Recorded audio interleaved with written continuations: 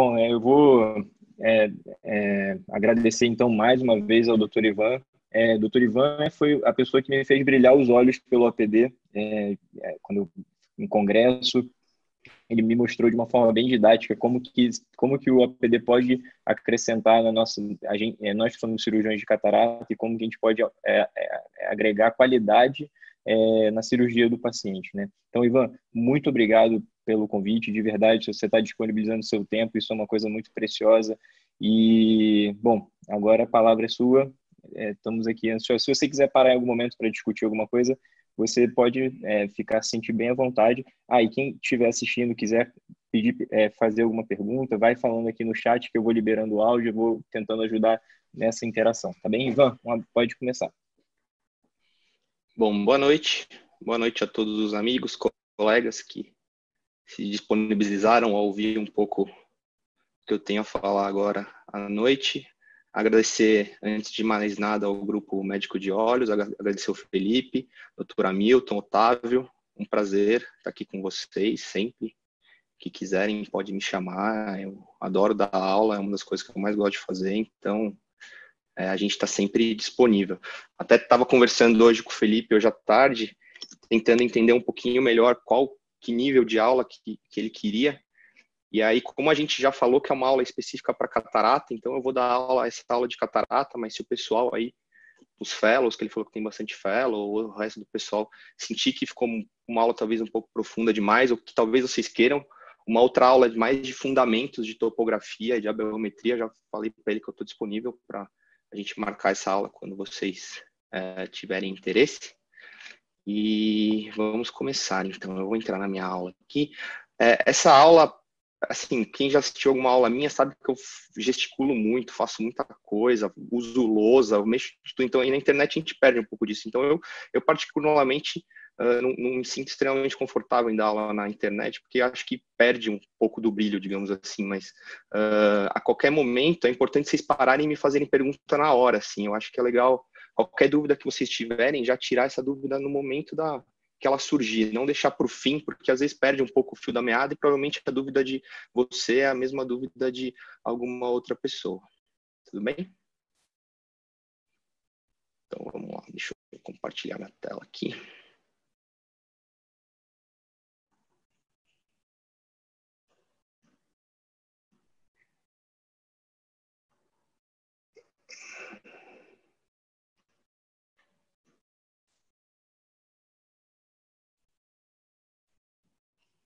Vocês estão me ouvindo bem? O som tá bom? Tá tudo certinho? Tá perfeito, Ivan. Tá muito bom. Beleza. O slide está aparecendo, tudo certo? Meu mouse vocês conseguem ver também, porque tem bastante coisa que eu vou querer apontar aqui para vocês. Perfeito. Então vamos lá. Então hoje a aula é sobre OPD scan, mas ela é específica para o cirurgião de catarata, que sou eu e alguns de vocês também. Não necessariamente o cara que só faz catarata, mas quem tem vivência em cirurgia de catarata. Eu vou tentar dar alguns outros fundamentos, algumas coisas que não necessariamente são do ponto de vista de pré-operatório, mas vocês vão ver que 90% da aula é sobre pré-operatório de catarata mesmo, que é onde eu acho que o aparelho brilha, acho que é onde ele realmente mostra o seu valor. Esses daqui são todos os meus conflitos. Os conflitos principais para essa aula são esses 3 primeiros, que têm relação direta ou indireta com o aparelho de OPD scan. Aí, Felipe, como que você vai fazer? Você quer você vendo as perguntas aí que mandam no bate-papo e você me manda, ou você quer que eu vou olhando aqui ao mesmo tempo? Eu estou tentando acompanhar aqui as perguntas que o pessoal vai fazendo, dependendo em algum momento, se a gente quiser dar uma pausazinha e eu abro o microfone se alguém quiser perguntar, mas acho que o pessoal você pode abrir a hora que você quiser. Aí eu nem vejo, que aparece para mim a notificação aqui que apareceu uma mensagem nova, aí eu nem abro. Aí você olha aí e me avisa, tá bom? Pode deixar que eu fico de olho. Pode deixar. Então, beleza.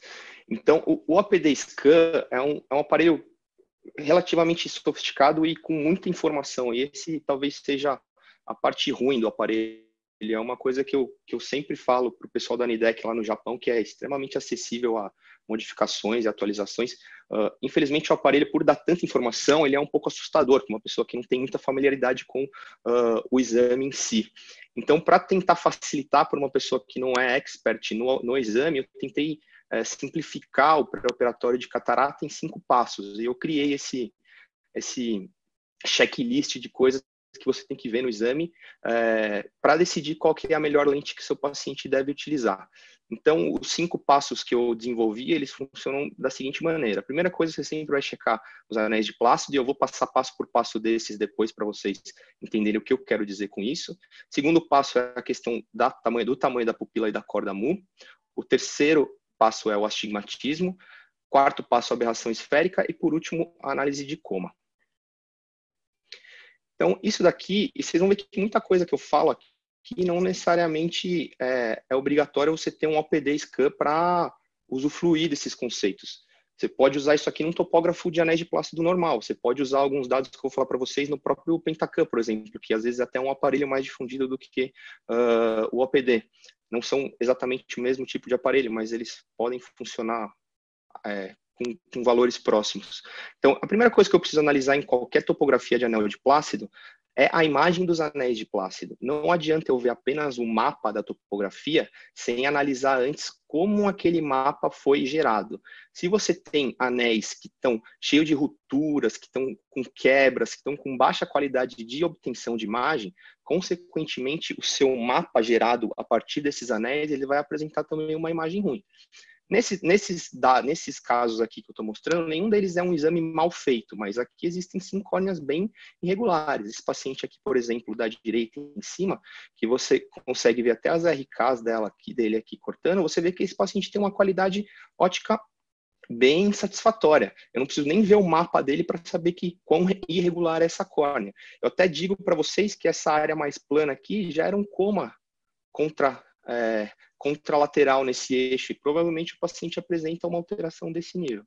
Nesses outros pacientes, eles apresentam anéis de Plácido um pouco mais regulares, mas se você quiser ser se você quiser examinar bem detalhista, você vai ver que tem algumas quebras aqui nos anéis, principalmente na parte inferior desse exame. Isso daqui é 2 coisas: ou o paciente tem uma alteração de filme lacrimal, já um paciente com olho seco crônico, ou esse exame o paciente ficou com o olho aberto muito tempo e a lágrima aqui começou a quebrar.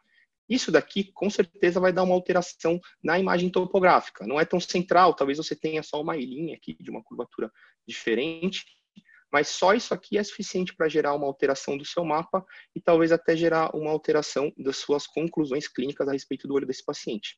Esse paciente aqui embaixo já apresenta um centro mais regular, mas você vê aqui na periferia também tem áreas mais irregulares. Na periferia, com uma certa frequência, você vai ver imagens mais irregulares assim. Mas não posso falar que esse é uma imagem de anéis de Plácido completamente normal. Olha esse caso, por exemplo. Essa paciente, ela já estava forçando a ficar o olho aberto e lacrimejando muito. Então, os anéis embaixo, você nota que tem uma irregularidade importante desses anéis. Consequentemente, a imagem que vai ser obtida desses anéis para criar um mapa de topografia vai ser incorreto também. Então, esse é o mapa que foi gerado daquela imagem. Obviamente, esse mapa não condiz exatamente com a real curvatura da córnea desse paciente. Lembra que topografia de anéis de Plácido, eles medem o reflexo do filme lacrimal que reflete os anéis de Plácido de volta para o aparelho. Então, se você tem um filme lacrimal com alterações ou com lágrima aqui, uma piscininha de lágrima inferior, você vai ter uma imagem incorreta. Então, esse exame tem que ser refeito, não tem discussão. Se você não tivesse visto os anéis de Plácido antes, você ia achar que essa paciente tem alguma ectasia, algum ceratocone, sendo que, na verdade, isso daqui é apenas um artefato do exame. Tudo bem? Aqui é a mesma coisa, só que já um outro problema. O paciente piscou no meio do exame.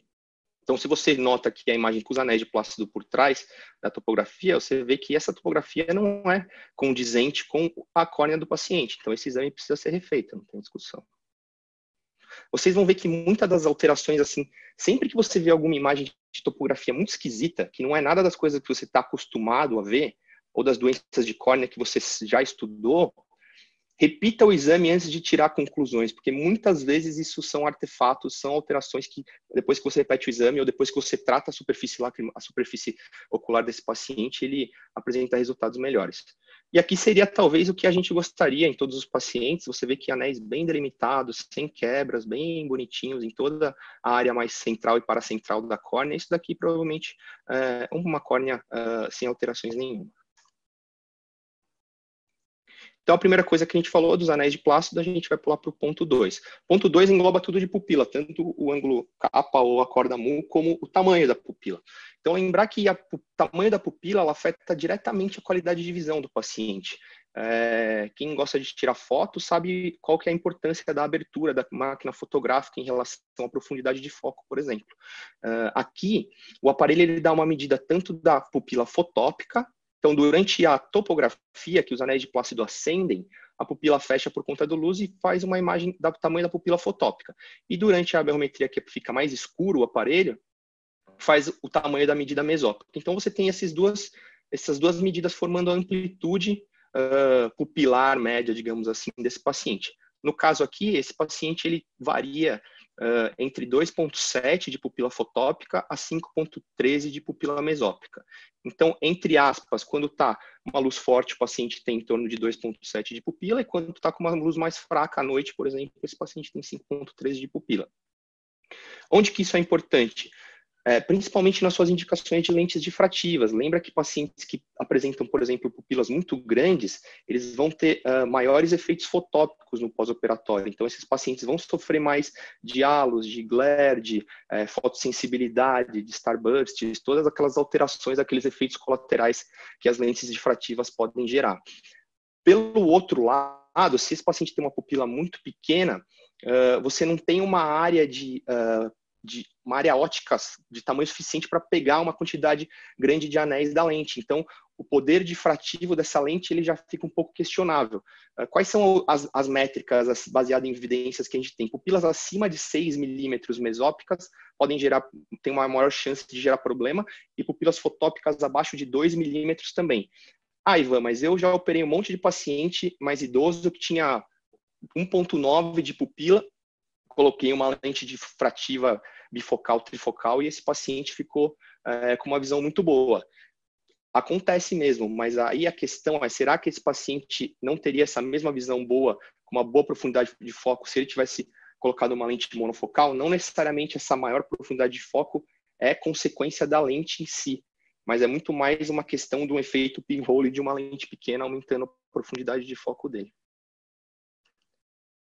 Me interrompam caso vocês queiram tirar alguma dúvida, senão eu vou continuando aqui.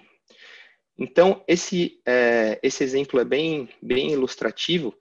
Aqui, esses anéisinhos não é uma lente, tá, gente? Esses anéisinhos que são os reflexos dos anéis de plácido do aparelho.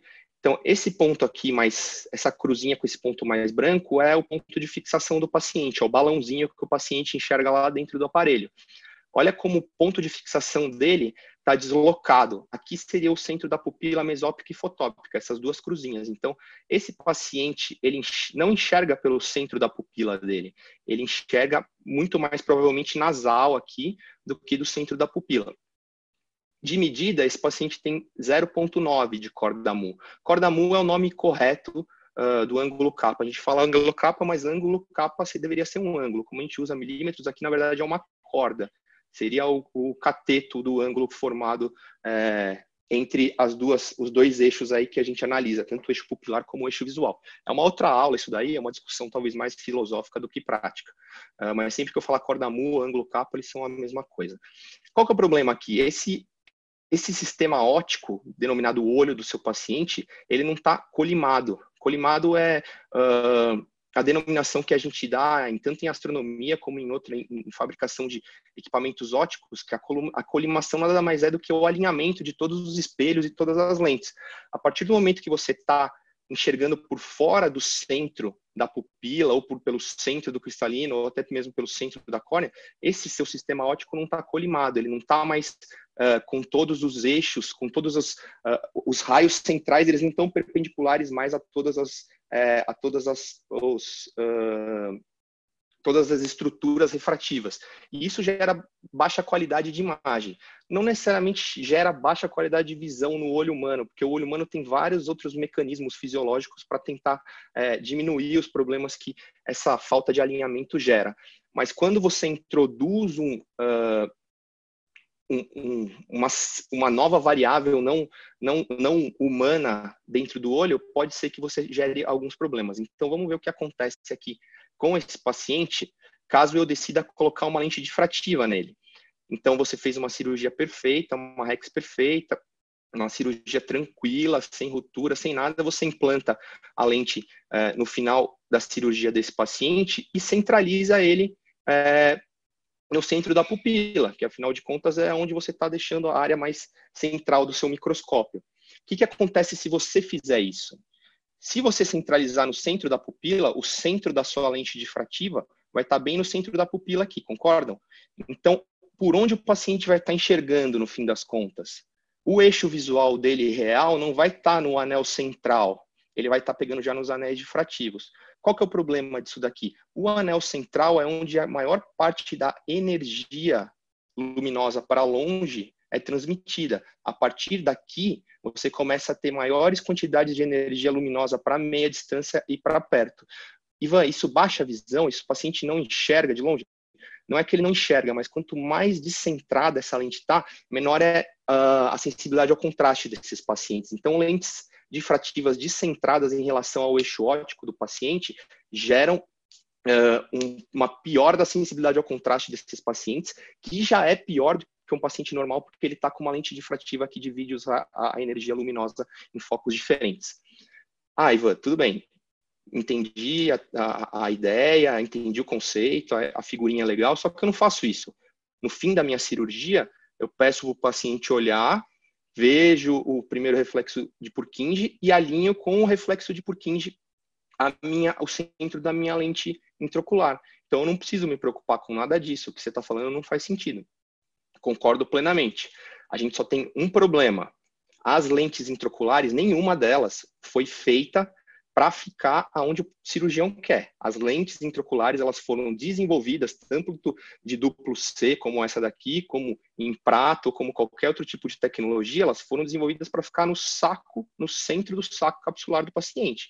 Então, isso acontece com uma frequência. Eu também sempre tento alinhar com o reflexo de Purkinje no fim da cirurgia, as lentes difrativas, mas muitas vezes o que acontece é que essa lente você centraliza no eixo e no outro dia ela está completamente lá no centro do saco capsular, que tem uma relação muito maior com a pupila do que com o eixo visual em pacientes com ângulos capas aumentados fisiológicos, digamos assim, que não tenham alterações de pupila. Legal, Ivan, mas tudo isso...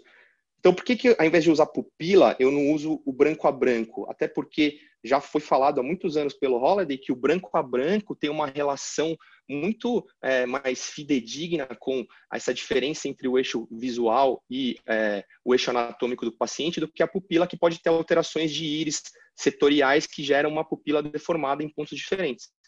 Sensacional, a ideia é linda. A gente pode usar o ângulo alfa, que seria essa relação do branco a branco com o eixo. Qual que é o problema?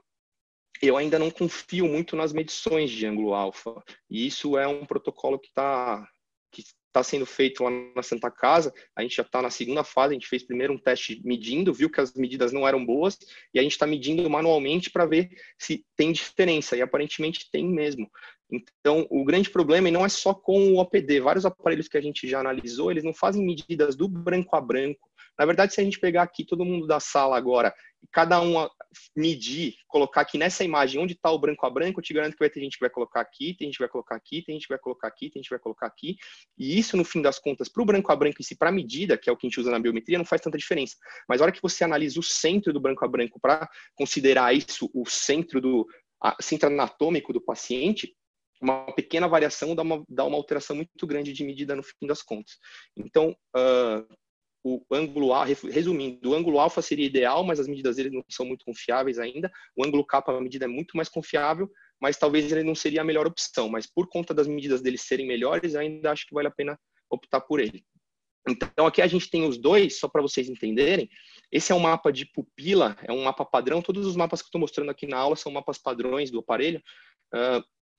Então, aqui, O 0,52 e o 0,56 são as distâncias do centro em relação à pupila. Então, esse 0,52 é o ângulo capa ou corda mu fotópica, o 0,56 mesópica. Esses valores eles sempre devem ser muito parecidos. Se você tiver uma diferença grande, assim, 0,2 em um e 0,9 no outro, repete o exame.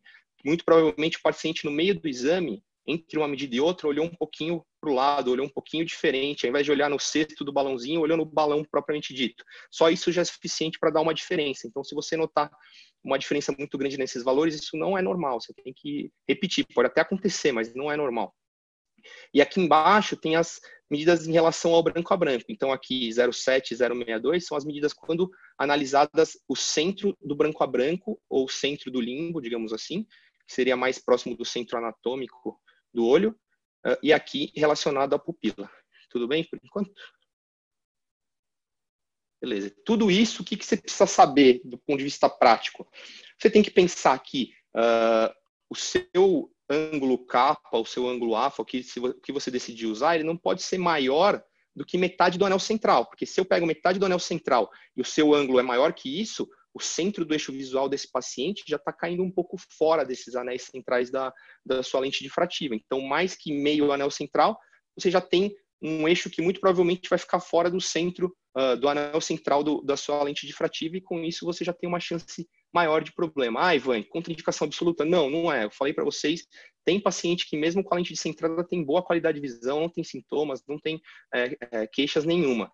Mas isso eu acho que é importante, não só aqui, mas em todos esses detalhes um pouquinho maiores que eu falo nessa aula, não diria nem que são contraindicações absolutas, mas são dados que você deve mostrar para o paciente, explicar para o paciente que ele tem uma alteração, que ele tem algo que não é comum, que não é o normal, e que isso pode gerar alguma baixa de qualidade visual no pós-operatório, que não dependeu da sua cirurgia nem na tecnologia da lente, é algo inerente do seu paciente. Tudo que é acordado antes da cirurgia, né? Tem um professor que fala que os problemas antes da cirurgia são problemas do paciente, problemas depois da cirurgia são problemas seus.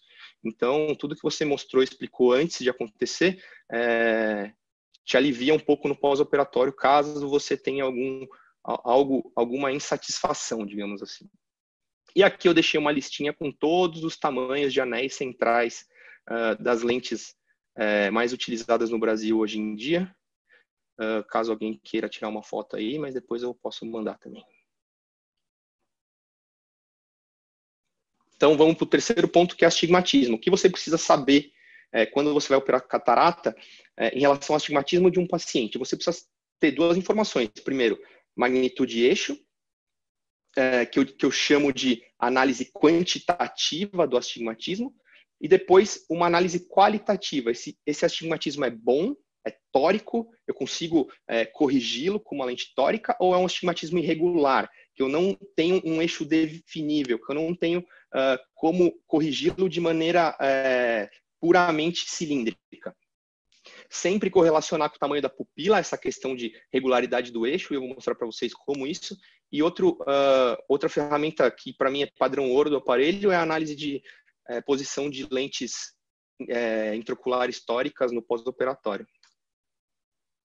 Então, esse é um trabalhinho que a gente fez em 2014, lá no Hospital de Olhos Paulista.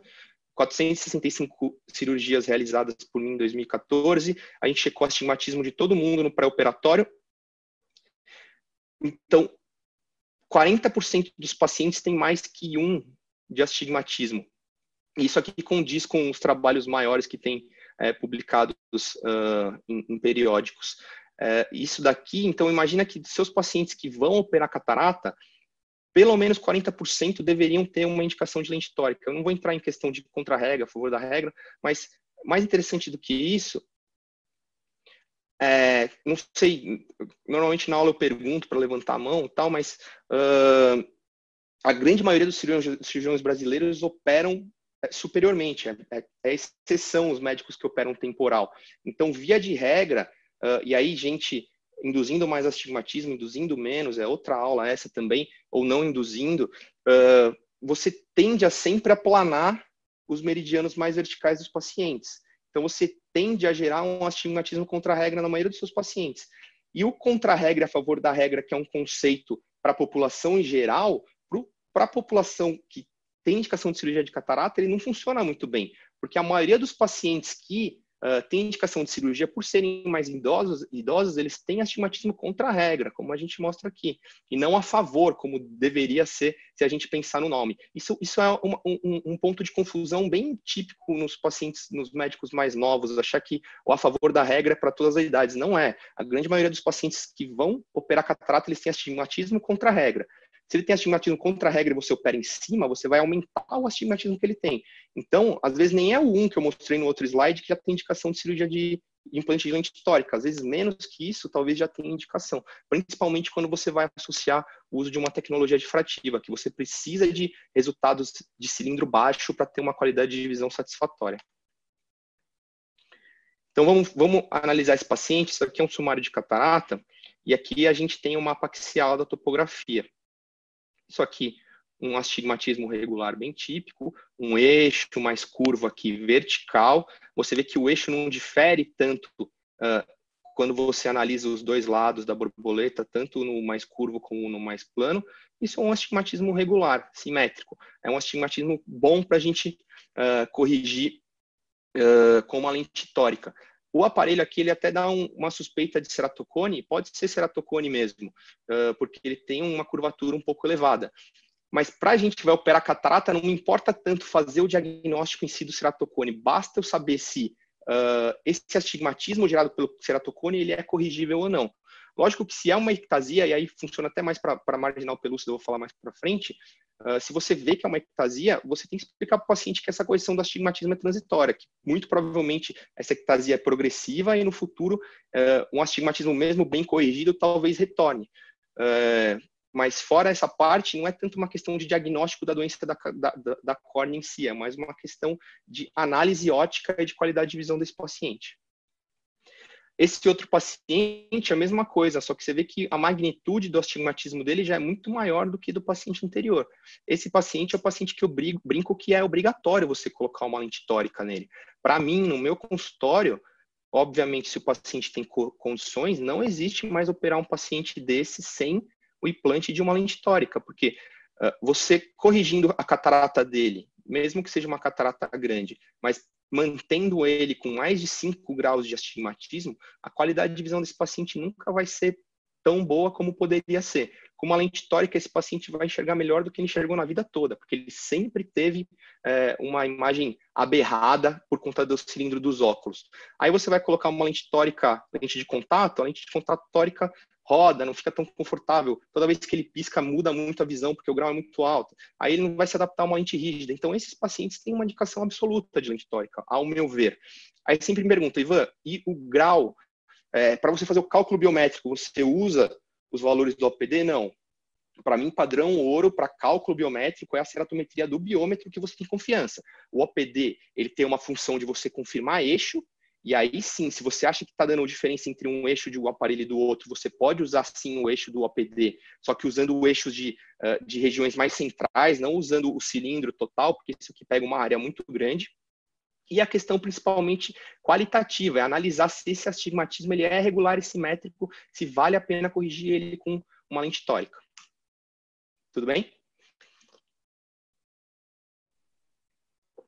Esse paciente é um caso bem interessante também. Vocês veem que aqui já tem sinais maiores de ectasia, de degeneração marginal pelúcida, mas é um paciente idoso com uma pupila pequenininha. Olha aqui na imagem de pupila dele, como a área útil, a área realmente óptica desse olho, ela é pequena. Então, se eu pego o tamanho da pupila desse paciente e levo ali para o mapa topográfico, olha que interessante. Se vocês esquecerem todo o resto da córnea aqui e olharem só o centro, concordam que forma uma imagem relativamente regular e simétrica?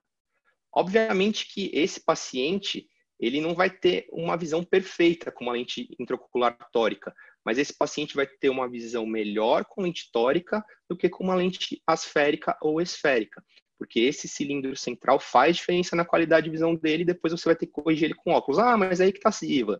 Não tem problema, aquilo que eu expliquei. Depois de um tempo, tende a piorar, vai aumentar isso daqui. Mas é melhor no futuro, é melhor você deixar esse paciente com meio de astigmatismo hoje e daqui 10 anos ele ter 2, do que você deixar ele com 2 de astigmatismo hoje e daqui 10 anos ele ter 4. Então, tudo que é possível ser corrigido, eu acho que tem indicação. Tudo bem? Até casos extremos, como esse daqui de uma paciente com RKs antigos, uma córnea extremamente plana, com a CAS também aqui nessa região mais plana da córnea. Essa era uma paciente jovem, o outro olho já tinha indicação de transplante, porque era uma curva, tinha um perfil muito pior do que esse. Nessa paciente, a gente, mesmo você olhando aqui já é um caso bem mais limítrofe, bem mais complexo, concordo com quem achar que não é certo indicar uma lente tórica aqui, mas se você forçar um pouco a barra, você consegue ver um eixo mais curvo aqui nessa região. Então, essa paciente a gente colocou lente tórica, eu apresento o caso dela inteirinho em outra aula. Ela tem uma qualidade de visão, obviamente, não tão boa, mas esse olho ficou com um resultado bem satisfatório. Eu corrigi um pouco o astigmatismo dela, ela parece, é que eu tenho até o vídeo, porque falar assim parece que é mentira, mas paciente sem correção, no pós-operatório de catarata com lente tórica, ela é 0,7 parcial. Então, ela ficou com um resultado bem bom. Lógico que o 0,7 dela não é nada a ver com o 0,7 que seria o nosso, assim, a qualidade da imagem dela é muito pior, mas ela tem certa independência do óculos, ela fez o transplante no outro olho, a visão do outro olho é bem pior do que esse, então ela tem uma certa independência, eu consegui restabelecer a visão dessa paciente de uma maneira bastante satisfatória, dado a gravidade do caso. A coisa começa a complicar um pouco nesses casos aqui. Então aqui você tem um cone bem típico, você vê que não existe eixo definível. Olha como o eixo, aqui é o eixo mais plano e praticamente na mesma linha é o eixo mais curvo inferior. Então isso daqui, se você corrigir com uma lente com um cilindro aqui embaixo, aqui você vai piorar. Se você corrigir aqui em cima, aqui embaixo você vai piorar. Então esses casos já são os casos mais questionáveis de indicação. Alguns pacientes têm indicação mesmo assim, pacientes que já usam cilindro no óculos, aí é uma outra aula também, aí fica um pouco mais complicadinho demais para uma aula curta como essa. Mas dependendo do caso, é possível você corrigir. Só que tem que tomar cuidado. Esses pacientes são os pacientes que são caixinha de surpresa nesses casos. Principalmente, olha que interessante, olha o tamanho da pupila desse paciente, olha o tamanho de área útil ótica que esse paciente tem. Então, esse paciente ele enxerga com praticamente tudo isso daqui. Se esse paciente tivesse a mesma pupila daquele outro que eu mostrei 2 casos atrás, talvez seria até mais tranquilo, mas com uma pupila desse tamanho, o que você tentar corrigir aqui com uma lente tórica pura, não necessariamente vai dar um resultado satisfatório. Aí o procedimento talvez deve ser outro, avaliar a questão de fazer um implante de anel, esperar, depois fazer a faco. Aí tem várias outras estratégias que podem ser adotadas. Então, só mostrando aqui, olha o tamanho da área útil em relação à irregularidade de córnea desse paciente. Tudo bem?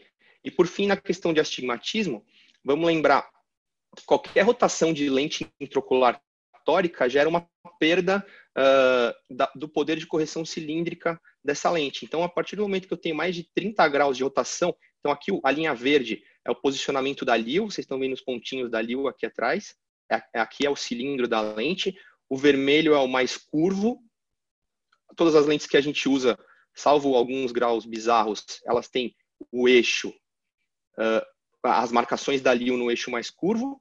Então aqui não tem muito segredo, você consegue ver que a lente rodou pelo menos 30 graus de onde ela deveria estar. Quando ela roda mais que 35 graus, eu tenho 100% de perda do cilindro. Então essa lente aqui ela já não tem mais correção cilíndrica nenhuma. Se eu começar a rodar mais que 45, 50 graus, começa até a aumentar o cilindro no eixo oposto do paciente. Então o paciente sai da cirurgia com mais cilindro do que ele entrou. Na verdade, não sai, porque essas rotações normalmente acontecem 1, 2 dias depois da cirurgia, mas o resultado final desse paciente ele teria mais cilindro do que ele tinha antes de operar. Que é o caso desse paciente aqui, que é um paciente meu, isso aqui já é pós-operatório. Então, só para vocês entenderem, aqui é o mapa do OPD, é a aberrometria total, aqui é o mapa axial, então só a topografia, a superfície anterior da córnea, e aqui é o OPD interno, onde eu tiro do OPD total a questão de aberrometria da córnea derivada dos anéis de plácido e faço um mapa de OPD interno. Então aqui, para vocês entenderem, aqui você tem um eixo mais curvo horizontal, e aqui você tem um eixo mais curvo horizontal também. Olha o que está acontecendo. Esse paciente, isso aqui foi pós-operatório 7 dias de catarata, então implante de lente tórica, pai de um colega médico, ele operou no primeiro dia seguinte, córnea clara, paciente enxergando bem, foi embora, 7 dias depois ele voltou comigo e falou, depois de 2 dias, Ivan, minha visão piorou muito. Eu não tinha operado o outro olho dele ainda. O que está acontecendo? Eu tenho aqui 2,5 de cilindro a 88, sendo que a córnea está gerando um cilindro a 90 e o interno está gerando um cilindro a 83. O que está acontecendo? O meu interno ele tinha que ser perpendicular ao da córnea, porque eu quero que um corrija o outro. Isso não está acontecendo. O meu interno está praticamente no mesmo eixo do da córnea. Ou seja, esse cilindro total está maior do que o cilindro da córnea e está maior também do que o cilindro interno do paciente. Que esse interno você pode deduzir em córneas normais, que é a lente intraocular. Isso aqui nunca é uma soma aritmética, tá, gente? Isso aqui tem cálculos de divergência dentro disso para você poder chegar no valor final. Então, não é 1,4 mais 1,7, não é 3,1. Tem todo um cálculo específico para chegar nisso. Então, se eu faço a imagem de a retroiluminação desse paciente, tá vendo a marquinha da lente aqui, ó? A outra que está aqui embaixo. Essa marquinha, desculpa. Essa marca devia estar aqui na linha vermelha, que é o meridiano mais curvo do paciente, tudo bem? Então, essa lente nesse paciente rodou praticamente 90 graus, rodou 80, em torno de 80 graus. Ah, e você colocou essa lente no lugar errado, hein, meu? Quando eu vi esse primeiro caso, eu até me preocupei que talvez pudesse ter acontecido isso. Mas depois eu operei o outro olho do paciente, aconteceu exatamente a mesma coisa. Um paciente automíope, provavelmente um saco capsular elíptico maior do que o normal, e rodou nos 2 olhos. Aconteceu exatamente a mesma coisa no outro olho. Então aí eu fiquei até um pouco mais tranquilo. Provavelmente não foi uma falha minha, é algo que aconteceu do paciente. Ivan, pela essa marca de tórica, pela marquinha da tórica, essa é uma plate? É uma das AIs? Essa é uma T-Torb das AIs. Olha, meu pai, eu fiz a cirurgia do meu pai dos 2 olhos, e um dos olhos dele rodou mais de 30 graus a lente. E eu coloquei num lado, as duas eu coloquei também umas AIs, e só que um era uma monofocal não tórica, e ficou de boa. Essa que rodou, o astigmatismo dele voltou todo. Aí ele não quis operar, ele não quis reoperar. Aí ficou lá com um astigmatismozinho lá, baixo, mas rodou também. Eu tive um caso assim. Eu já tive, assim, eu já desrodei todas as lentes disponíveis históricas no mercado brasileiro atualmente. Todas eu já tive que reposicionar, tanto de pacientes meus como de pacientes externos, que não eram meus. Eu acho que acontece com todas. Talvez possa até ter uma discussão, uma roda mais que a outra, mas acho que roda todas. Acho que depende muito mais do paciente, no fim das contas, da anatomia do saco capsular do paciente do que da lente em si. E aí, uma outra coisa que eu falo também é que eu nunca tive que fazer esse reposicionamento de LIO 2 vezes. Então, o meu protocolo eu vi que o paciente rodou ali, ou ele me informou que a visão está ruim, ou eu vi depois no pós-operatório, eu sempre espero dar 1 mês da primeira cirurgia para reposicionar essas lentes, porque essa fibrose secundária que gera do saco capsular, ela tende a gerar um ponto de ancoragem um pouco mais rígido para essa lente. Então, se você se assusta no primeiro pós-operatório e vê que a lente está fora do lugar, fica preocupado e já coloca o paciente no dia seguinte no centro cirúrgico, pode acontecer pelo saco ainda estar meio frouxo, você ter uma rotação novamente dessa lente e ficar bem em pé da vida. Rotação de lente, quando você tem a primeira, é um terror, assim, você fica super chateado. Mas depois você vê que é um procedimento bem tranquilo, caso o paciente não tenha feito IAG ainda, caso não tenha sido uma cirurgia muito, muito antiga, e um procedimento rápido, tranquilo, que tem uma chance pequena de complicação. Então, isso te dá uma tranquilidade maior, tanto para rodar essa lente, como para você indicar lentes em casos que você está um pouco preocupado que ela não vai ficar tão bem no lugar. Que são principalmente os pacientes automíopes, pacientes com olhos grandes, esse é o maior fator de risco para a rotação de lente no pós-operatório. E aí aqui, mostrando então o resultado... Pode falar. Então, deixa eu fazer uma pergunta. Quando a rotação é pequena, quando você tem 15 graus, 20 graus ou até 30, como o Felipe teve lá no pai dele, é muito mais difícil você reposicionar, porque a fibrose, eu já fiz isso, de colocar a lente no lugar absolutamente correto e no dia seguinte está outra vez naquele ponto, porque a fibrose, vou usar um termo mais fácil para dizer, puxa Lógico que não é isso, né? Mas puxa a lente para aquela posição, tendo em vista que existe um tipo de um molde na cápsula, na fibrose da cápsula, puxando a lente. Então, o que eu faço hoje em dia, não interessa quanto está rodada, eu dou 1, 2, 3 voltas com a lente para depois colocar na posição normal, para tentar romper todas as fibroses possíveis. Mas, desculpa se eu duvido, eu entendo o que você está falando, mas se o paciente tem uma cápsula no tamanho normal, essas lentes de 12,5 milímetros de alça a alça, eu acho muito difícil que elas vão rodar, porque você chega até a ver aquele sinal, eu não me lembro o nome de um italiano, aquele sinal onde a cápsula posterior faz aquelas dobrinhas de que faz o stretch no saco capsular. Então, as lentes de 12,5 em sacos capsulares normais, eu acho muito difícil que rode tanto assim. Roda um pouco, é claro, e até mais um misalignment do que rodar. Mas pequenas rotações, especialmente as lentes difrativas, incomodam muito, muito mesmo, e é um desafio você colocar elas na posição correta, porque 15 graus, 20 graus incomoda um monte e às vezes você não consegue colocar. Eu não sei como é que é a tua experiência nesse sentido. Não, é isso mesmo. Algumas lentes mais difíceis do que outras. As lentes de duplo C, todas elas tendem a ser mais difícil mesmo de você reposicionar ela, porque você gera essa fibrose e forma até um túnel, na verdade, onde fica a alcinha ali, né? Então, quanto tempo demora, mas assim, se é um mês depois, você ainda tem uma mobilidade bem satisfatória, na minha experiência.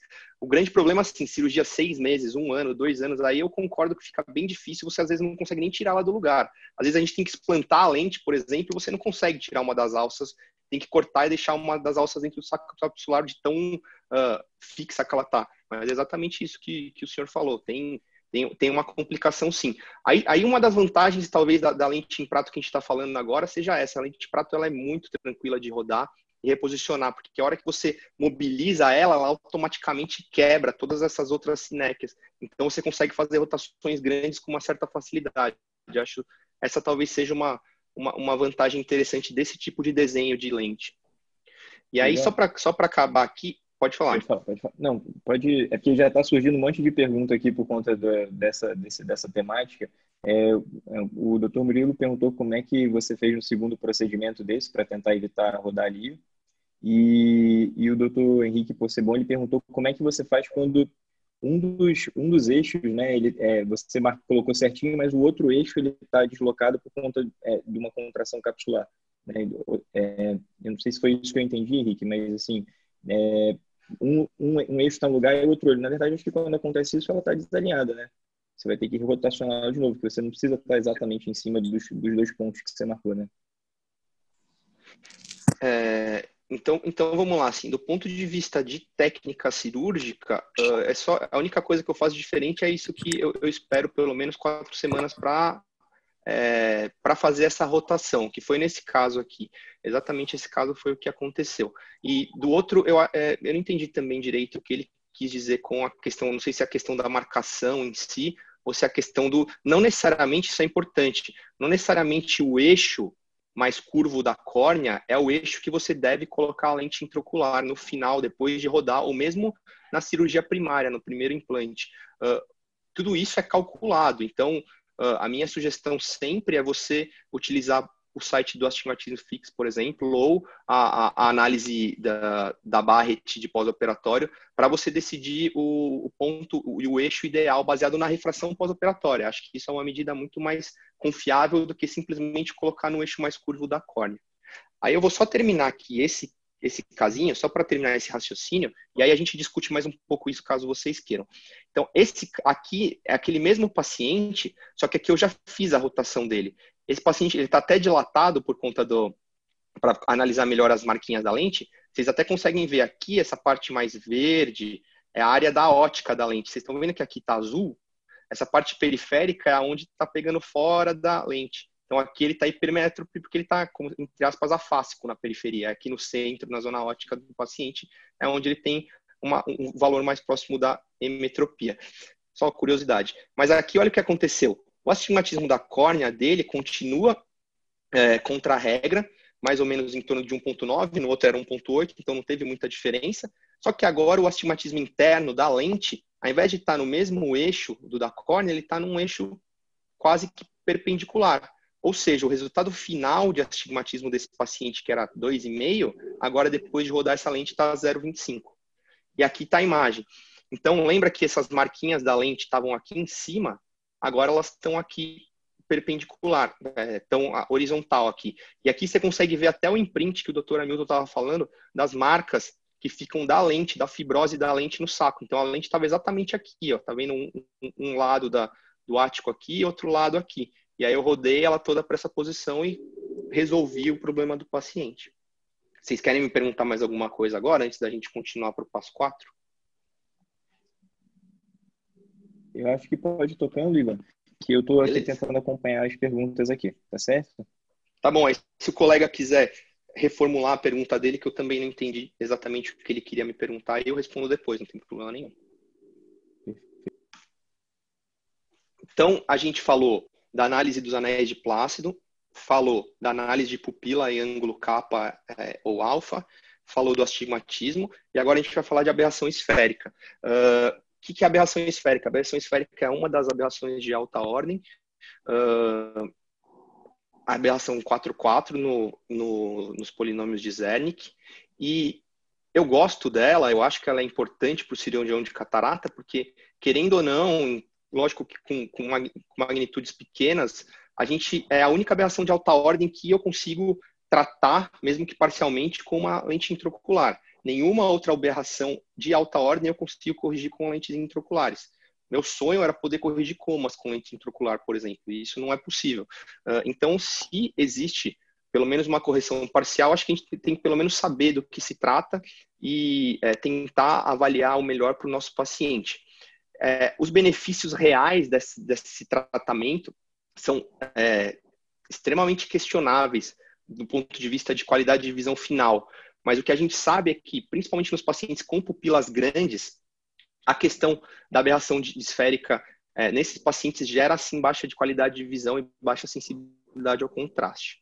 Então, a gente sabe por estudos prévios que a aberração esférica média da população adulta é em torno de 0,27 positivo. E isso daqui varia principalmente nos pacientes que já fizeram ablações a laser prévias, nos pacientes que trataram miopia ou hipermetropia com laser. Aqui está uma listinha, eu sugiro quem quiser tirar a foto, porque isso aqui é a aberração esférica de todas as lentes que a gente tem no mercado hoje em dia brasileiro. Eu acho que é um negócio bem chato de conseguir, porque não tem em qualquer lugar, então aproveitem para tirar uma foto dessa listinha aí que ajuda vocês depois. Então, a sugestão, a ideia, o que se preconizou por muito tempo, e hoje a gente sabe que é um pouquinho questionável, mas ainda acho que é um conceito importante para o cirurgião de catarata, se eu consigo medir no aparelho a aberração esférica do meu paciente e eu tenho lentes com perfis de aberração diferentes, por que não tentar corrigir ou diminuir a aberração esférica que esse paciente tem? Então, essa até toda a filosofia que foi baseada a plataforma Tecnis One da Abbott. Por que a Tecnis tem 0,27 negativo micras de aberração esférica? Porque eles tentaram corrigir exatamente essa média populacional, mas a gente sabe que isso é só uma média, então você querer corrigir todo mundo do mesmo jeito não faz muito sentido.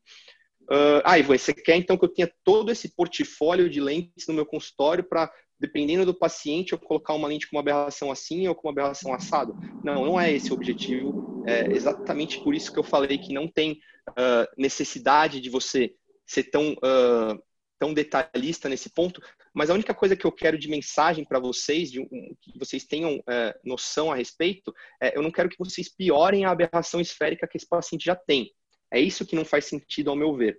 E esse é o exemplo típico, é o paciente que fez uma ablação hipermetrópica prévia. Esse paciente tem uma córnea mais prolada, central, ele tem uma aberração esférica negativa elevada, então lembra que eu falei que é mais ou menos 0,27 positivo a média? Esse paciente tem 0,87 negativo de aberração esférica.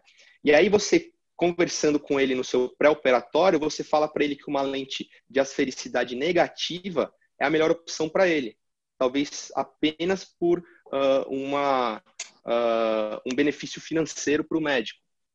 E aí você vai nesse paciente você vai piorar a aberração esférica dele, vai aumentar a aberração esférica que ele tem, e isso não faz sentido nenhum. Esse paciente que já fez uma cirurgia hipermetrópica prévia, se ele vai usar uma lente monofocal, a melhor opção para ele são as lentes de aberração esférica positiva. São as lentes esféricas clássicas de 3 peças que a gente usa faz tempo. Ah, Ivan, mas eu quero colocar uma lente de peça única, porque tem outros benefícios. Tudo bem, existem lentes hoje em dia que você pode colocar que tem perfil esférico e são de peça única. Então, todas essas coisas eu acho que são importantes de vocês analisarem, terem em mente antes de operar o paciente. Putz, Ivan, mas o paciente tem astigmatismo. O que eu faço? Ou eu quero colocar uma lente difrativa nesse paciente. A questão da lente difrativa... Oi? Deixa eu interromper um pouquinho, só para entender alguma coisinha. Quando eu tenho uma aberração esférica negativa grande, como esse paciente do lado esquerdo do seu slide, que foi operado de hipermetropia, e o paciente, por 10 anos, por 15 anos, ele está super bem, está satisfeito com o resultado, e agora começa a ficar chateado porque tem um pouquinho mais de hipermetropia devido ao cristalino, etc., ele vai resolver operar a catarata. Uma estratégia, às vezes, que pode funcionar é você você propositalmente manter essa aberração, ou talvez até aumentar um pouco essa aberração, para aumentar um pouquinho a profundidade de foco. Esses pacientes, às vezes, eles têm um aumento da profundidade de foco se você não corrige essa aberração. Como é que você se sente em relação a isso? Você propositalmente manter a aberração alta devido à possibilidade de satisfazer esse paciente um pouquinho melhor, com uma profundidade de foco maior, sem precisar de uma lente difrativa. Eu estou falando para uma lente monofocal, refrativa, não difrativa, com uma aberração esférica negativa, portanto, eu aumento um pouquinho de 0,8 para 0,9 e mantenho a profundidade de foco desse paciente razoavelmente legal. Como é que você sente essa estratégia? É possível, e a pergunta é interessantíssima, mas a gente tem que prestar atenção numa coisa que também é interessantíssima. Então, vamos lá. Vamos pensar o que é a aberração esférica negativa desse paciente, para todo mundo, não só para o senhor, porque eu sei que o senhor sabe bem o que é isso daqui, mas para todos entenderem. Esse paciente, ele tem uma área mais míope no centro do que na periferia. Então, ele tem uma área mais convergente no centro do que na periferia. Então, os raios centrais, se você pensa que eu estou desenhando um olho lateral aqui é a córnea e aqui é a retina do paciente. Os raios centrais, eles se formam na frente dos raios periféricos. Então, tem raio central aqui, tem raio periférico aqui. Tudo bem? O que o Dr. Hamilton falou? Qual que foi a sugestão dele?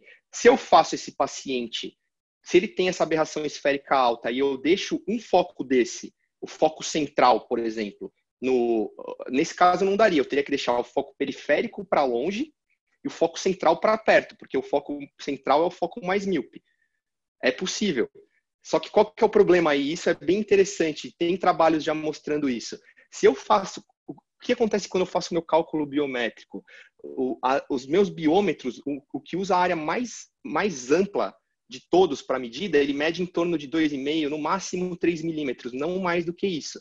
Então, no seu biômetro, quando você vai analisar a ceratometria para decidir qual que é o grau da sua lente intraocular, ele vai analisar essa área aqui, ó.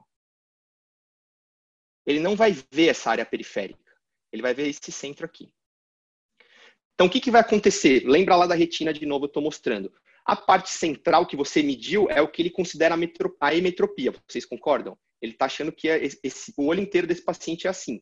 Então, essa parte central converge mais e você decidiu esse ponto ficar emétrope. Se você faz isso, esse ponto no centro dele vai bater na retina certinha. Tudo bem? O que vai acontecer com os raios periféricos desse paciente? Aonde que eles vão bater? Depois da retina. Então, você vai gerar uma emetropia central com uma hipermetropia periférica. Isso é bom para o paciente? Não. Isso não vai te dar uma satisfação, não vai melhorar a profundidade de foco desse paciente. O que vai melhorar a profundidade de foco desse paciente? E eu até tenho esse slide numa outra aula, mas uma que fala especificamente de pacientes que já foram submetidos à cirurgia refrativa. Eu tenho que deixar ele com target míope. Mas não necessariamente esse paciente ficou míope. Ele ficou míope no centro, mas ele ficou emétrope na periferia.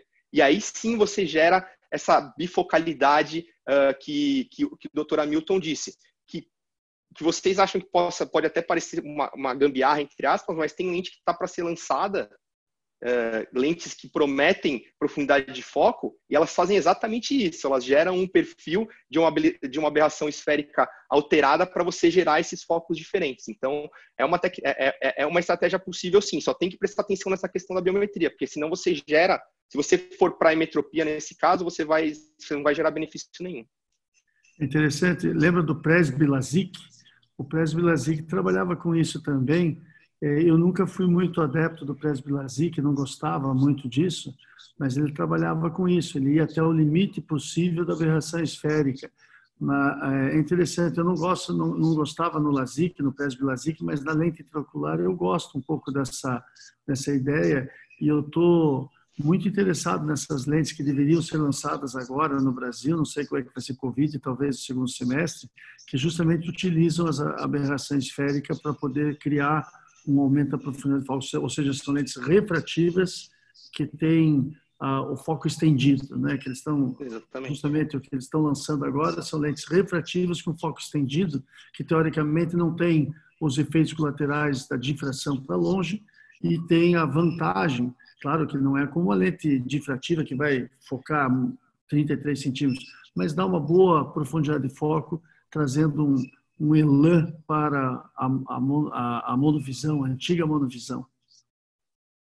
E essa estratégia, você, querendo ou não, com variações de efetividade, mas você pode usar dos dois lados. No paciente com uma cirurgia miópica prévia, ele automaticamente, só que aí é um pouco mais fácil, porque se você calcular a emetropia central, ele já vai ter uma área periférica um pouco mais míope. Mas aí o raciocínio é o mesmo para os dois. O que difere é só que um vai enxergar para perto central e para longe periférico, e o outro vai enxergar para longe central e para perto periférico.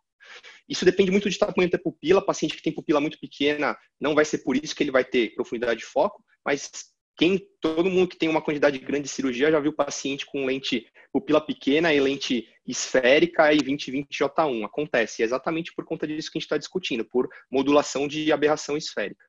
Então, do mesmo jeito que se questiona muito qual é a utilidade ou benefício de você modular a aberração esférica do ponto de vista de correção com a lente intraocular, a gente vê com uma frequência muito alta diferenças de qualidade de visão por conta disso. Então, por isso que eu gosto de falar na aula, por isso que eu acho que é um ponto importante para a gente debater, e por isso que eu acho que existe sim alguma influência que talvez a gente não consiga captar, porque no fim das contas a nossa análise de qualidade visual no consultório é muito pífia, né? A gente vê a qualidade visual, fala para o paciente ler umas letrinhas e acha que ele está enxergando bem ou mal, sendo que tem diversas outras funções visuais que a gente não analisa só com esse tipo de medida. Então, é mais ou menos isso que eu queria falar.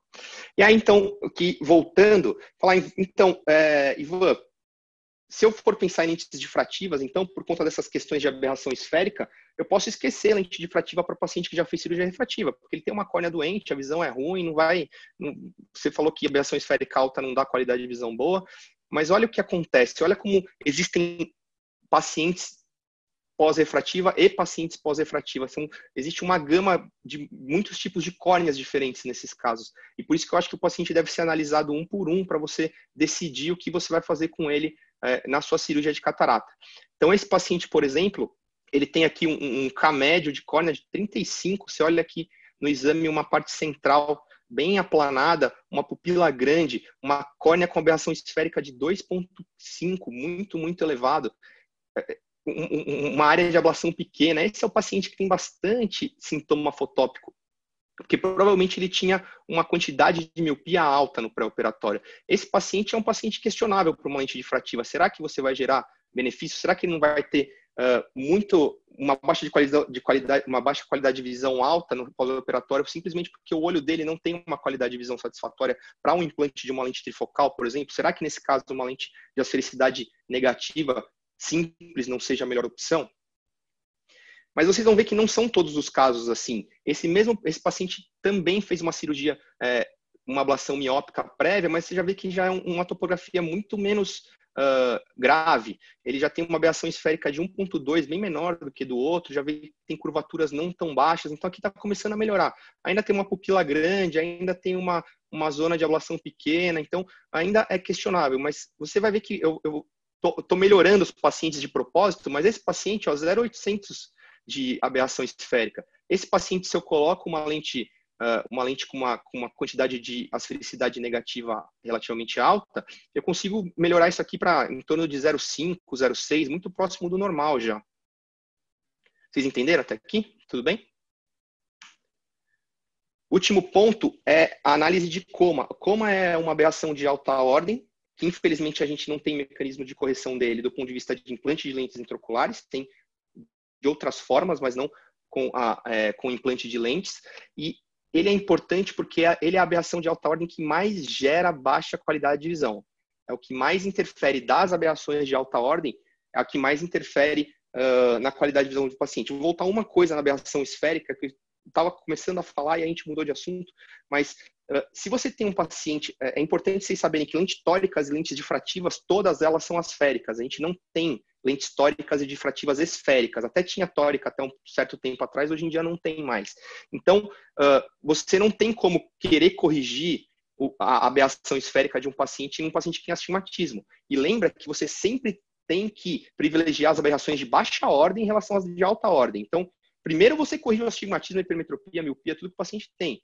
E se você corrige isso, aí você pode pensar em modular a aberração esférica. Se você não tem uma biometria com qualidade, se você não tem targets refrativos na sua cirurgia de catarata precisos, se você não tem resultados reprodutíveis, nem adianta você ficar preocupado muito com a aberração de alta ordem. Lembra que mais de 70% dos sintomas de pacientes queixosos no pós-operatório de implante de lente difrativa, a causa é a metropia residual.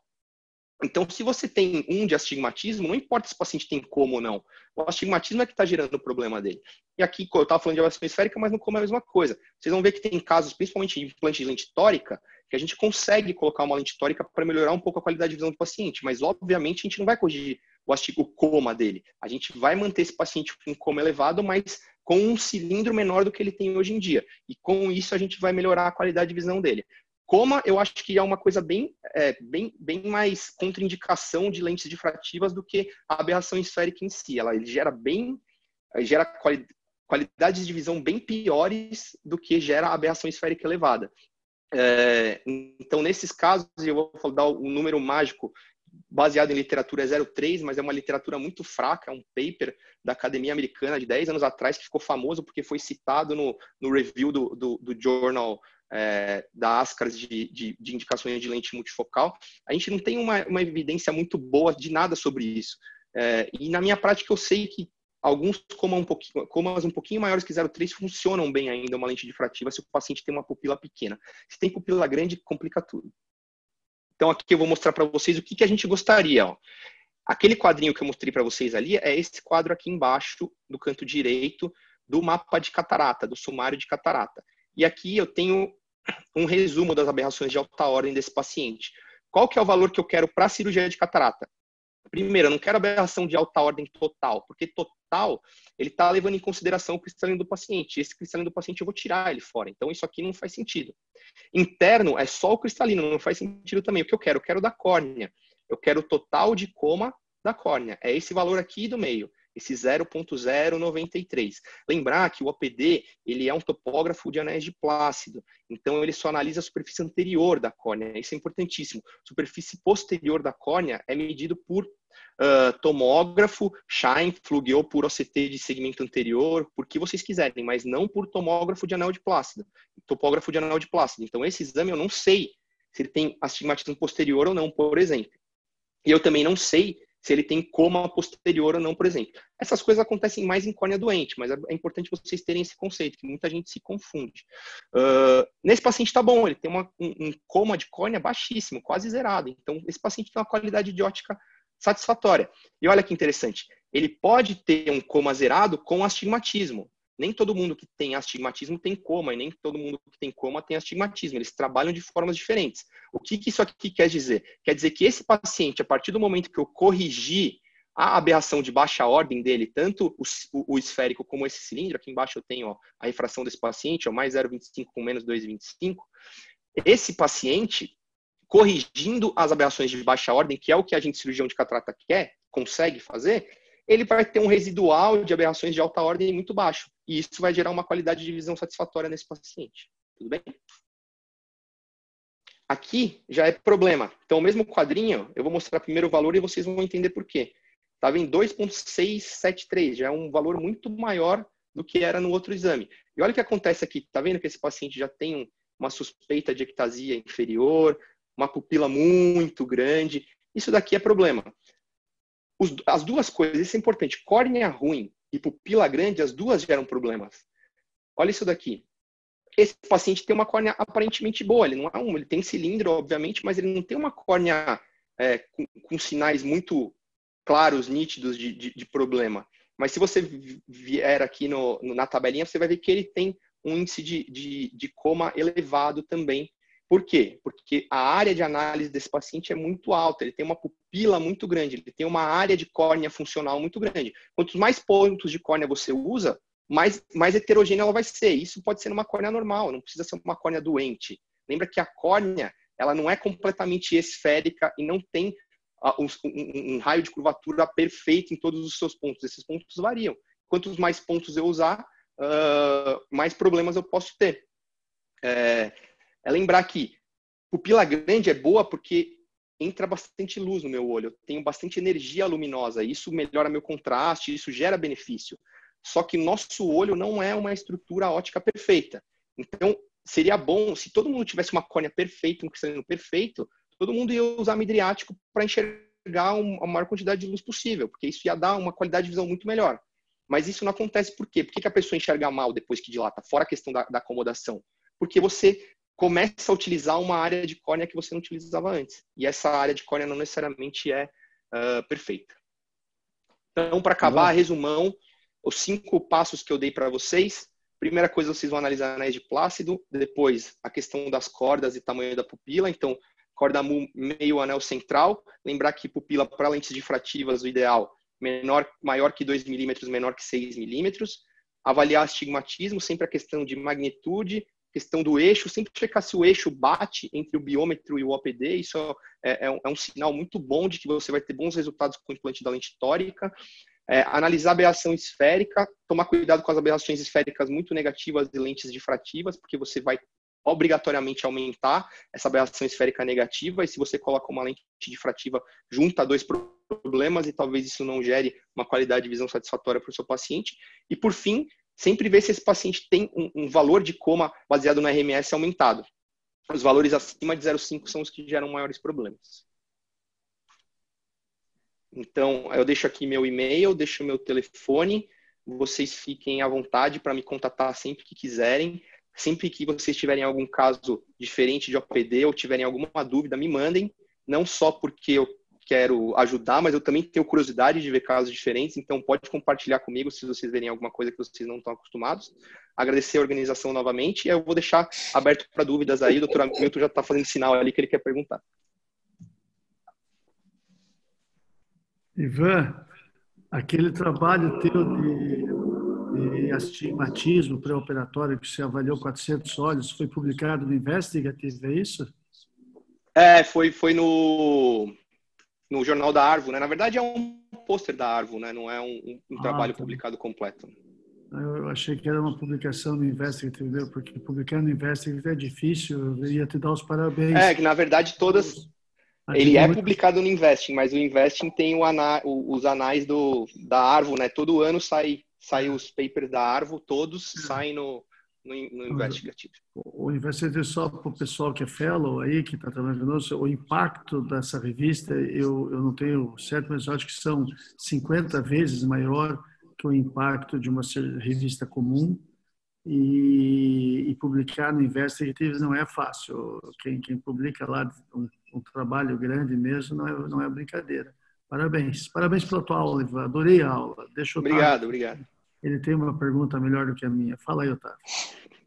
Ivan, boa noite, tudo bem? Seja bem-vindo. Ivan, uma dúvida que às vezes surge cada vez a gente presta, assim, quem estuda isso presta mais atenção no coma, na aberração esférica, mas o tamanho de pupila é algo que sempre é um pepino aí, já que você pode analisar pupilas diferentes. Mas um negócio que eu acho muito legal do APD e que acho que vale a pena frisar é que esse mapa de aberração que você mostrou, que ele já dá ali quando ele dá o sumário para nós, ele já calcula a aberração para a pupila mesópica que ele achou. Então, quer dizer, que é a pupila que teoricamente vai interessar no pós-operatório para nós. Então, é como se ele personalizasse mesmo aquela aberração que ele está mostrando ali para a pupila daquele paciente, e mesmo a gente não tendo o mesmo tamanho de pupila de diferentes exames, aquela pupila que está sendo mostrada ali é que interessa. Se ali a tua aberração for alta ou baixa, você tem que considerar independente do tamanho de pupila, porque ele já individualiza aquilo para aquela pupila que ele achou. É isso mesmo. E aí só tem uma informação importante que vocês têm que ter, é que quando vocês quiserem analisar e comparar esses valores com os que eu passei, tanto de aberração esférica como de coma, esses valores eles são padrão, o tamanho de pupila fixo, porque senão você não consegue ter base de comparação. É aquilo que eu falei, quanto maior a pupila, maiores vão ser as aberrações de alta ordem. Então, se você quer analisar aberração esférica, você tem que deixar um tamanho de área de análise de 6 milímetros, isso é fixo. Se você quer analisar o coma, você tem que ter uma área de análise fixa de 4 milímetros. Isso é convenção, simplesmente porque o que a gente tem baseado na literatura que fala que isso é alto ou é baixo, foi utilizado esse tamanho. Tanto que vocês olharem, por exemplo, no Pentacano, quando você usa o pré-op de catarata lá, o mapinha de pré-op de catarata do Pentacan, ele tem embaixo no canto direito inferior, ele tem uma parte de astigmatismo irregular, que seria o coma do OPD, e ele coloca lá os 4 milímetros, que é o que a gente tem baseado em evidência. Lógico que cada um pode ter uma experiência própria e decidir por si só o tamanho, mas eu acho essencial isso daí. Você consegue até analisar, comparar a questão da pupila fotópica e mesópica. Então, um paciente pós-operatório, por exemplo, não só de catarata, mas um paciente do consultório seu. O paciente te fala, eu tenho baixa divisão noturna. E aí você vai analisar os mapas do OPD dele, ele tem será que eu acho aqui? Vou ver se eu acho aqui um casinho, só que é bem legal. É 1 minuto. Podem ir discutindo alguma coisa aí, que eu quero só mostrar uma coisa para vocês. O OPD ele tem um mapa, né, o Ivan, que ele já faz com tudo em 4 milímetros, né? Se você quiser, ele tem um mapa lá que automaticamente ele analisa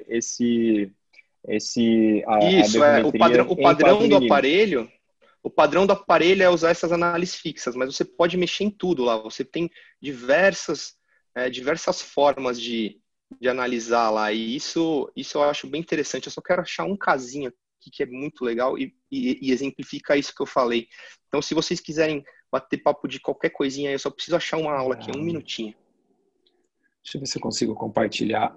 Posso compartilhar minha tela aqui um segundo? Deixa eu ver se dá certo aqui. Espera, enquanto você procura aí, Ivan. Toma cuidado que isso que vai compartilhar às vezes. Não, tô olhando aqui. Aqui, ó. Tá aparecendo aí?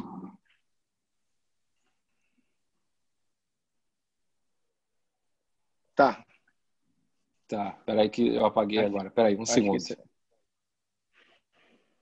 Tá, deixa eu ver se eu compartilho aqui de novo, que eu fiz besteira aqui, peraí.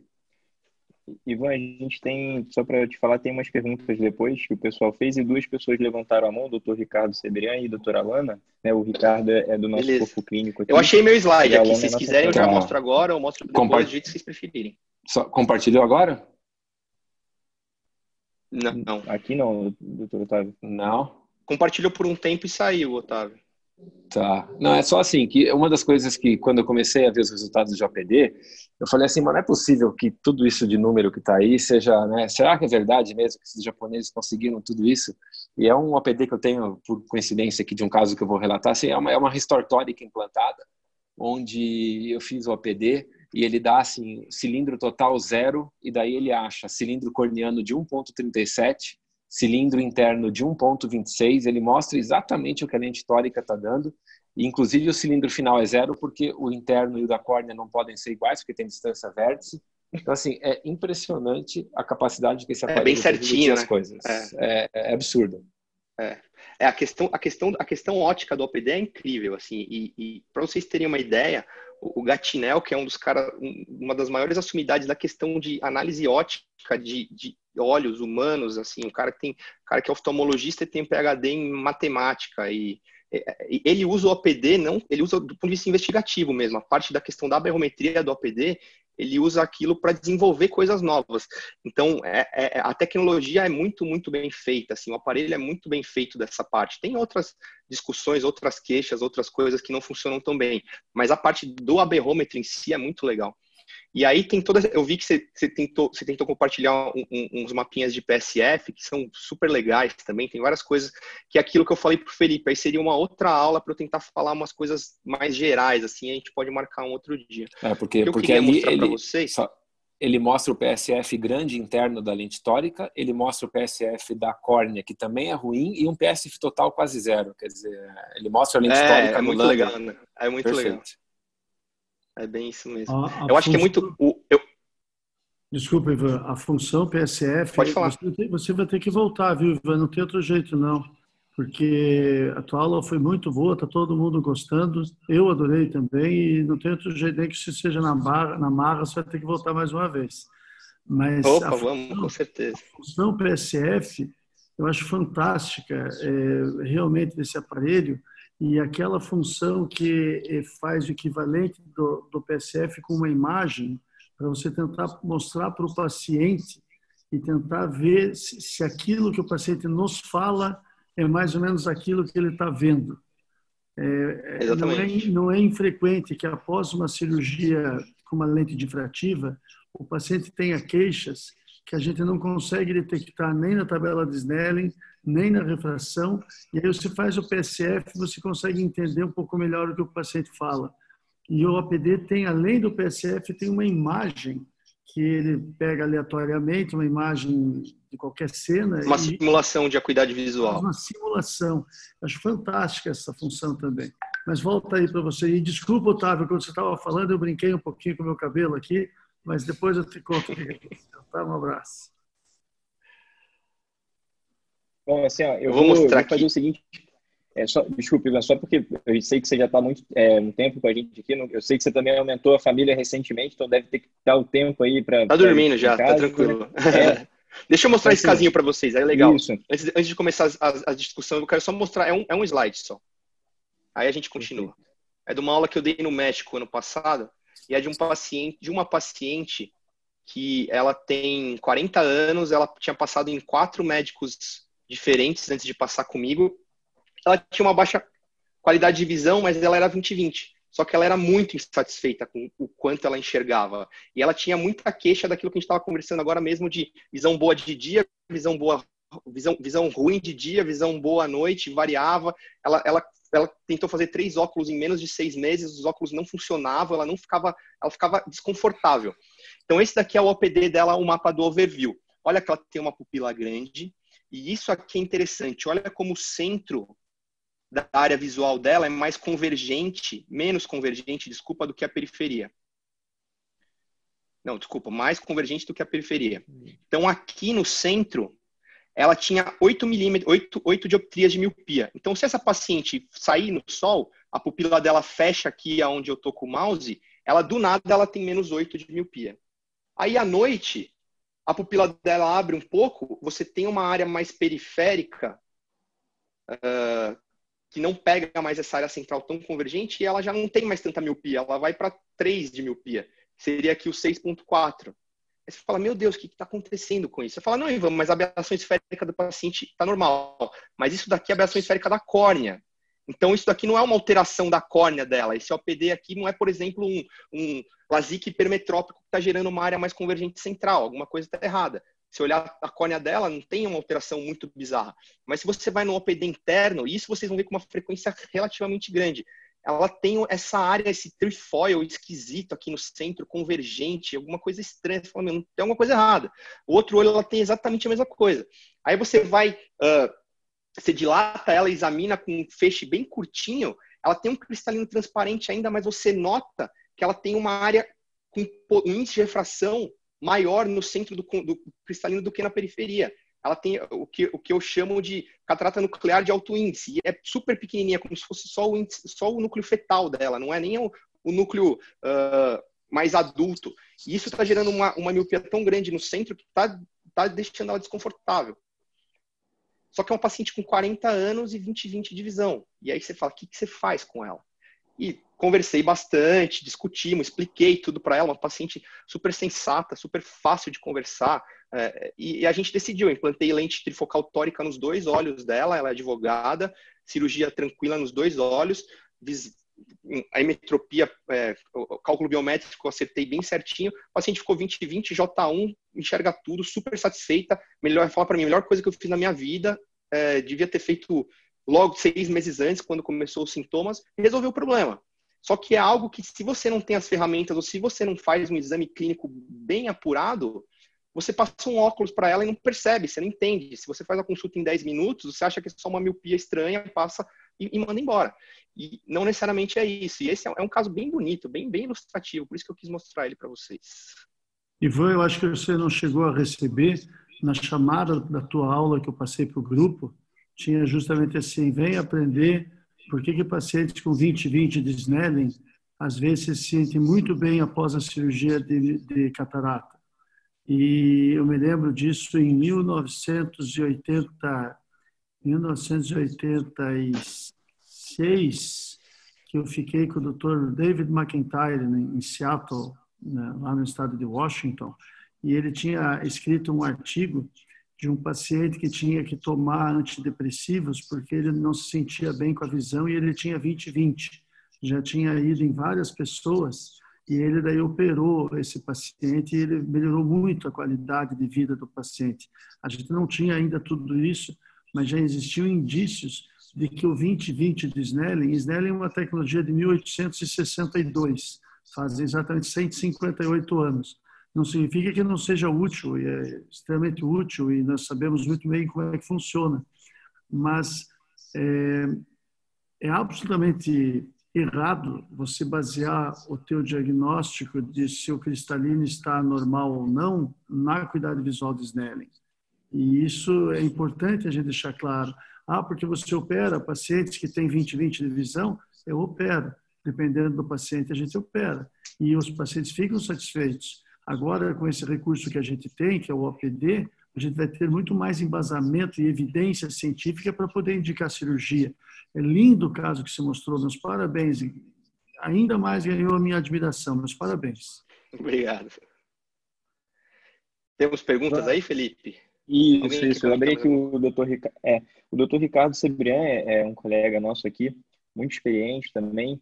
Vou abrir o áudio dele aqui, que eu infelizmente não consigo abrir aqui o vídeo, mas Ricardo, pode soltar aí. Oi, doutor. Boa noite, obrigado pela aula. Me tirou algumas implicâncias pessoais que eu tinha com a OPD. Ainda tenho algumas, mas já me tirou boas.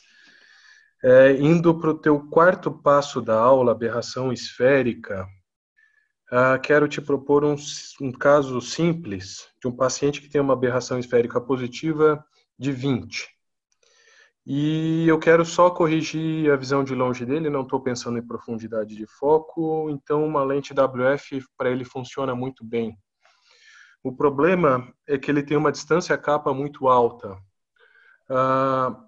Em lentes monofocais, asféricas, não tóricas, o senhor se preocupa em centrar essa lente no eixo visual desse paciente, pensando em corrigir totalmente a aberração esférica?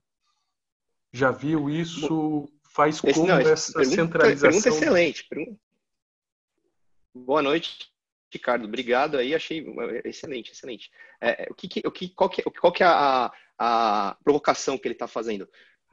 Toda essa questão de correção de aberração esférica, ela precisa daquilo que eu falei, de ter todos os elementos ópticos colimados. Se eu pego essa lente e eu descentro um pouco ela, se ela é de uma esfericidade negativa, por exemplo, do mesmo jeito que acontece com uma tórica rodada, eu perco o efeito dela, ela não funciona mais para ter uma correção da aberração esférica. E pior que isso, se você tem uma descentração grande, você tem uma aberração esférica induzida pela lente grande, uma tecnis que é a maior, que é menos 0,27, quanto mais ela descentra, você começa a gerar um coma no eixo de descentração dela.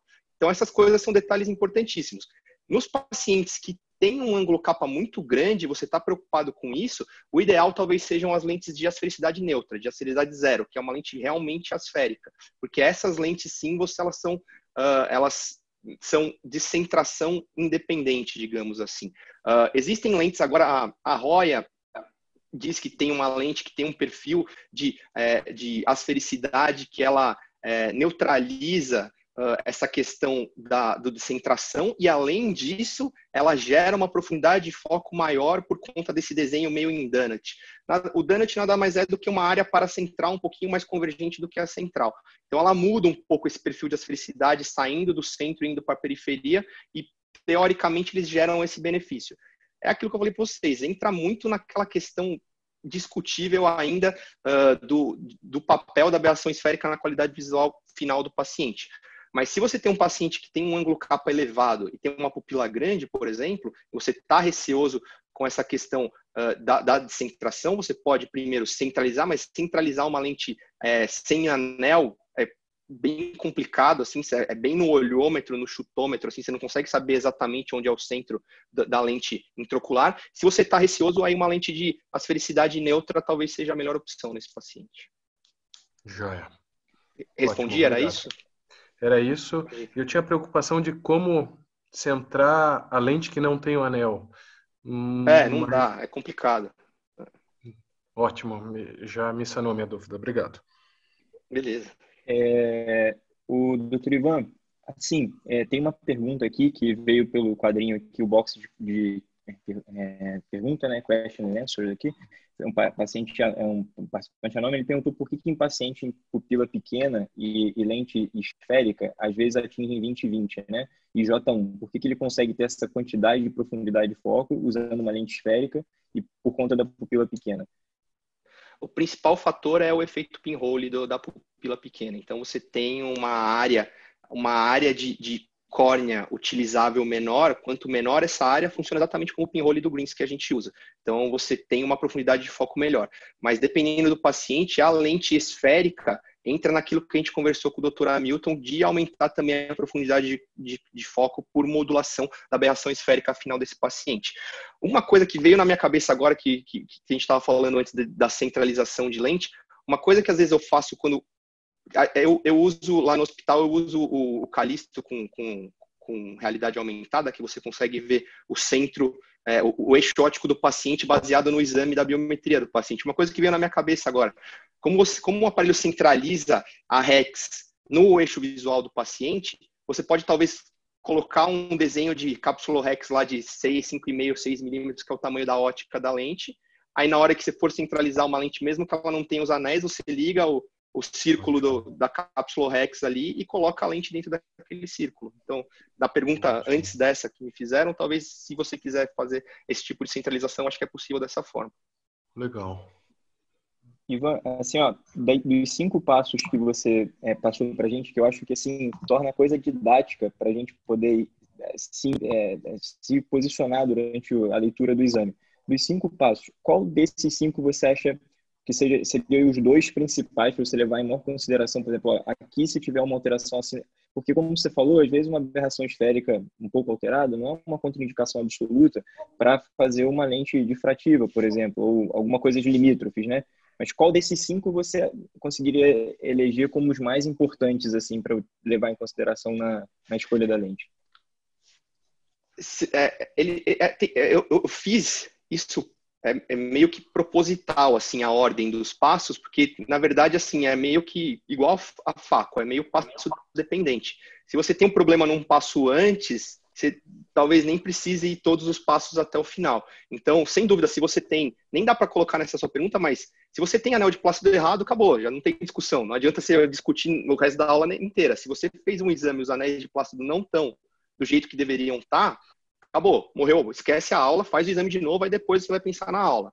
Depois disso, a mesma coisa, a pupila. Eu sou fanático por estudo de pupila. Eu acho que é uma das estruturas mais menosprezadas da oftalmologia, é a pupila. E qualquer um que tem um pouquinho de vivência, por exemplo, como você classifica se um telescópio é bom ou ruim? Por que o telescópio do Atacama é melhor do que o telescópio daqui do Brasil, sei lá? Abertura, exatamente. Então, quanto maior a abertura, maior a energia luminosa, mais coisa você consegue enxergar no escuro, que é a questão da fotografia. Então, tem telescópio de 10 metros, 15 metros, o Hubble tem sei lá quantos metros de diâmetro, de lente. Qual que é o problema disso? Imagina você surfatar uma lente de 10 metros para que ela seja perfeitamente asférica, sem nenhum coma, sem nenhum errinho, que um pequeno erro numa lente desse tamanho gera uma alteração de imagem gigantesca devido à distância e à magnificação do objeto analisado. Então, eu acho que tem muita coisa que a gente precisa aprender de pupila. É uma estrutura difícil da gente avaliar e difícil da gente publicar data, difícil de você ter parâmetros. Mas eu acho que de toda essa brincadeira que eu faço com vocês na aula aí, o que eu mais gosto, o que eu acho que talvez tenha mais efeito e que a gente menos leva em consideração é o tamanho da pupila dos pacientes. Não sei o que vocês acham aí, eu queria a opinião de vocês também. O doutor Otávio tem uma aula muito interessante sobre o microscópio, o telescópio Hubble, né? Eu me lembro disso, que exatamente falando sobre isso, né? Que tiveram que fazer uma operação grande lá para poder consertar uma aberração esférica que estava gerando, não é isso, doutor Otávio? A primeira lente do Hubble, a lente principal dele, quando foi lançado, quando já estava no espaço, tinha uma aberração esférica de 0,2 micras. E isso inutilizou a lente dele, eles tiveram que gastar mais um caminhão de dinheiro para consertar. 0,2 micra era o que estava errado naquela lente. É, muito louco. Você vê algumas, tem na internet, vocês procuram simulação de telescópio, de imagem, se você tiver um coma de meio micra de coma, gera uma imagem de Saturno completamente desfocada, é impressionante. O nível de perfeição que essas estruturas devem ter para você ter uma qualidade de imagem satisfatória. Eu tenho um comentário sobre a pupila, mas depois eu tenho 2 comentários mais que a gente está arrumando para o final aí. Mas assim, a Débora, que é uma nossa fellow, uma moça muito legal, por sinal, estudiosa, ela está pedindo não, ela está imperativo que você volte para dar mais uma aula.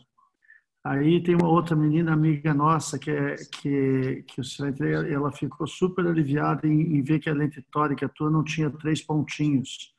É uma amiga nossa da aula que está assistindo, a Sheila, seja bem-vinda, Sheila. Quando ela viu que não tinha os 3 pontinhos e que tinha rodado, ela disse, ufa, que bom, então não tem 3 pontinhos. Mas eu tenho uma pergunta para você. Mas tem com 3 pontinhos rodado aqui também, se vocês quiserem ver. Não. Eu tenho um paciente de 88 anos de idade, tá? Eu vou exagerar, 90 anos de idade, com aquelas pupilas que reagem mal e vai para a miose. O paciente muito idoso, ele costuma ter pupilas pouco reagentes e às vezes assim de 2, 3 milímetros. Eu nunca tive assim a oportunidade de examinar esses pacientes no OPD, mas do ponto de vista prático, esses pacientes, eles podem se dar bem com uma lente difrativa que tem...